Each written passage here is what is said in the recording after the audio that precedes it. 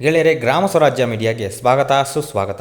ನಾನು ಚಂದ್ರಶೇಖರ್ ಬಾಳೆ. ಈ ಸಂಚಿಕೆಯಲ್ಲಿ ರಾಜ್ಯದ ರೈತ ಮುಖಂಡರಿಗೆ ಹಾಗೂ ಸಾಮೂಹಿಕವಾಗಿ ರೈತರ ಸಮೂಹಕ್ಕೆ ವಿನಮ್ರಿಸಿಕೊಳ್ಳುವುದೇನೆಂದರೆ, ದೇಶದ ಎಲ್ಲ ರಾಜಕೀಯ ಪಕ್ಷಗಳು ರೈತಪರ ಧೋರಣೆಯಿಂದ ಹಿಂದೆ ಸರಿದಿದ್ದಾರೆ. ಪಕ್ಷಾತೀತವಾಗಿ ರೈತರು MSPಯನ್ನು ಒಳಗೊಂಡಂತೆ ರೈತರ ಸಾಲವನ್ನು ಸಂಪೂರ್ಣ ಮನ್ನಾ ಮಾಡುವುದು ಒಳಗೊಂಡಂತೆ ಸ್ವಾಮಿನಾಥನ್ ರವರ ಶಿಫಾರಸುಗಳನ್ನು ಜಾರಿಗೆ ತರುವಂತೆ ಗ್ರಾಮ ಮಟ್ಟದಿಂದ ಹೋರಾಟಕ್ಕೆ ಮುಂದಾಗುವುದು ಬಿಟ್ಟರೆ ಬೇರೆ ಮಾರ್ಗವಿಲ್ಲವಾಗಿದೆ ಎನ್ನುವ ಕುರಿತು ಚಿಂತನೆ ಮಾಡಲು ಈ ವಿಡಿಯೋದಲ್ಲಿ ಮನವಿ ಮಾಡಲಾಗಿದೆ.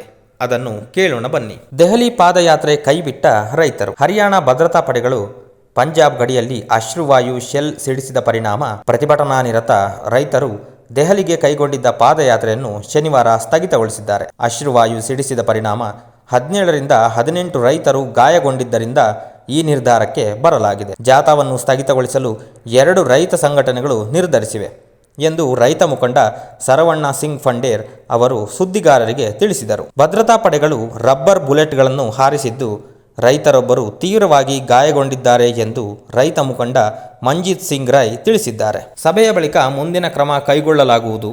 ರೈತರನ್ನು ಚದುರಿಸಲು ರಾಸಾಯನಿಕ ಯುಕ್ತ ನೀರನ್ನು ಬಳಸಲಾಗಿದೆ ಮತ್ತು ಈ ಬಾರಿ ಹೆಚ್ಚು ಅಶ್ರುವಾಯುವನ್ನು ಬಳಸಲಾಗಿದೆ ಎಂದು ಹೇಳಿದ್ದಾರೆ. ಸಂವಿಧಾನ ಅಂಗೀಕಾರ ಆಗಿ 75 ವರ್ಷಗಳು ಸಂದಿವೆ. ಈ ಸಂದರ್ಭದಲ್ಲಿ ಸಂವಿಧಾನ ಕುರಿತು ಸಂಸತ್ನಲ್ಲಿ ಚರ್ಚೆ ನಡೆಯುತ್ತಿದೆ. ಆದರೆ ಸಂಸತ್ನಲ್ಲಿ ರೈತರ ಬಗ್ಗೆ ಯಾರೊಬ್ಬರೂ ಧ್ವನಿ ಎತ್ತುತ್ತಿಲ್ಲ. ನಮ್ಮ ಪ್ರತಿಭಟನೆ ತಡೆಗೆ ಯಾವ ಸಂವಿಧಾನ ಅವಕಾಶ ಮಾಡಿಕೊಟ್ಟಿದೆ? 101 ರೈತ ಜಾಥಾದಿಂದ ದೇಶದ ಯಾವ ಕಾನೂನು ಮತ್ತು ಸುವ್ಯವಸ್ಥೆಗೆ ಅಡ್ಡಿಯಾಗುತ್ತದೆ ಎಂಬುದನ್ನು ಅರಿಯಲು ನಾವು ಬಯಸುತ್ತೇವೆಂದು ಫಂಡೇರ್ ತಿಳಿಸಿದ್ದಾರೆ. ರೈತರು ಶನಿವಾರ ಮಧ್ಯಾಹ್ನ 12ಕ್ಕೆ ಪಾದಯಾತ್ರೆ ಮರುಪ್ರಾರಂಭಿಸಿದ ಬಳಿಕ ಪಂಜಾಬ್ ಹರಿಯಾಣ ಗಡಿಯಲ್ಲಿ ಹರಿಯಾಣ ಭದ್ರತಾ ಪಡೆಗಳು ತಡೆದವು. MSPಗೆ ಕಾನೂನು ಭದ್ರತೆ ಸೇರಿಕೊಂಡಂತೆ ಹಲವು ಬೇಡಿಕೆಗಳಿಗೆ ಒತ್ತಾಯಿಸಿ ರೈತರು ಪ್ರತಿಭಟನೆ ನಡೆಸುತ್ತಿದ್ದಾರೆ.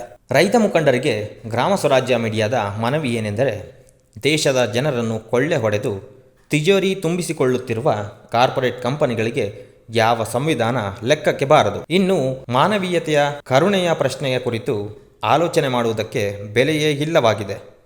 ಆಡಳಿತ ನಡೆಸುತ್ತಿರುವವರು ಹಿಂಬಾಗಿಲಿನಿಂದ ಅದಾನಿ, ಅಂಬಾನಿ ತರಹದ ಗುತ್ತೇದಾರಿ ಕಂಪನಿಗಳಾಗಿದ್ದು, ಪ್ರಧಾನಮಂತ್ರಿಗಳಾದ ಮಾನ್ಯ ಶ್ರೀ ನರೇಂದ್ರ ಮೋದಿಯವರು ಕೀಲುಗೊಂಬೆ ಮಾತ್ರವಾಗಿದ್ದು ಇಡೀ ದೇಶದ ಜನತೆ ಬೀದಿಗಿಳಿಯಲೇಬೇಕಿದೆ. ಅನ್ಯಥಾ ಬೇರೆ ಯಾವ ಮಾರ್ಗವೂ ಇಲ್ಲವಾಗಿದ್ದು, ರೈತ ಸಂಘಟನೆಗಳು ತಮ್ಮ ಆಂತರಿಕ ಭಿನ್ನಾಭಿಪ್ರಾಯಗಳನ್ನು ಬದಿಗಿಟ್ಟು ಗ್ರಾಮ ಮಟ್ಟದಿಂದಲೇ ಚುನಾಯಿತ ಪ್ರತಿನಿಧಿಗಳನ್ನು ಒತ್ತಾಯಿಸಲು ಮುಂದಾಗಬೇಕಿದೆ. ಸದ್ಯದ ಪರಿಸ್ಥಿತಿಯಲ್ಲಿ ಶಾರ್ಟ್ಕಟ್ ಮಾರ್ಗವೂ ಇಲ್ಲವಾಗಿದೆ.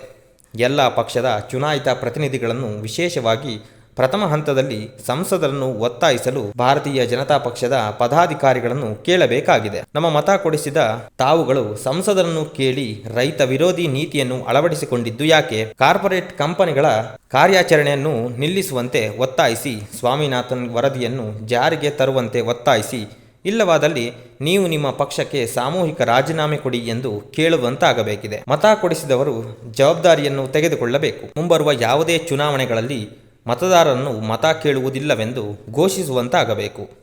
ಅದೇ ಮಾದರಿಯಲ್ಲಿ ಜನತಾದಳ ಪಕ್ಷದವರನ್ನು ಕೂಡ ಒತ್ತಾಯಿಸುವಂತಾಗಬೇಕಿದೆ. ಕಾಂಗ್ರೆಸ್ ಪಕ್ಷದವರು ಹೋರಾಟಕ್ಕೆ ಬೆಂಬಲಿಸಬೇಕು, ಇಲ್ಲವೇ ಅವರು ಕೂಡ ರಾಜೀನಾಮೆ ಕೊಡುವಂತಾಗಬೇಕು. ಪ್ರಜಾಪ್ರಭುತ್ವ ಎಲ್ಲ ಹಕ್ಕುಗಳನ್ನು ಕಿತ್ತುಕೊಳ್ಳಲಾಗುತ್ತಿದೆ. ಕಾರ್ಪೊರೇಟ್ ದಾಳಿಯು ಪ್ರಾರಂಭವಾಗಿದ್ದು ಅಂತಿಮ ಹೋರಾಟಕ್ಕೆ ಜನರನ್ನು ಮಹಾತ್ಮ ಗಾಂಧಿಯವರ ಶಾಂತಿಯುತ ಅಹಿಂಸಾತ್ಮಕ ಹೋರಾಟ ಒಂದೇ ಉಳಿದಿರುವ ಮಾರ್ಗವಾಗಿದ್ದು, ರೈತ ಸಂಘಟನೆಗಳು ನಾಯಕತ್ವ ಕೊಡಲು ಮುಂದಾಗಬೇಕಿದೆ. ದೀರ್ಘಕಾಲಿಕ ಹೋರಾಟಕ್ಕೆ ಕರೆ ಕೊಟ್ಟು ಗ್ರಾಮ ಮಟ್ಟದ ದಿನನಿತ್ಯದ ಬೇಡಿಕೆಗಳೊಂದಿಗೆ ರಾಜ್ಯ ಹಾಗೂ ರಾಷ್ಟ್ರೀಯ ಬೇಡಿಕೆಗಳಿಗಾಗಿ ಏಕಕಾಲಕ್ಕೆ ಹೋರಾಟ ಮಾಡಲು ಮುಂದಾಗಬೇಕಿದೆ. ಇದೊಂದು ಬಿಟ್ಟರೆ ಬೇರೆ ಮಾರ್ಗ ರೈತರಿಗೆ ಉಳಿದಿಲ್ಲವೆಂಬುದನ್ನು ಗಂಭೀರವಾಗಿ ಚಿಂತನೆ ಮಾಡಬೇಕೆಂದು ಗ್ರಾಮ ಸ್ವರಾಜ್ಯ ಮೀಡಿಯಾದ ಅಭಿಮತವಾಗಿದೆ ಎಂದು ತಿಳಿಸಲು ಇಚ್ಛಿಸುತ್ತದೆ.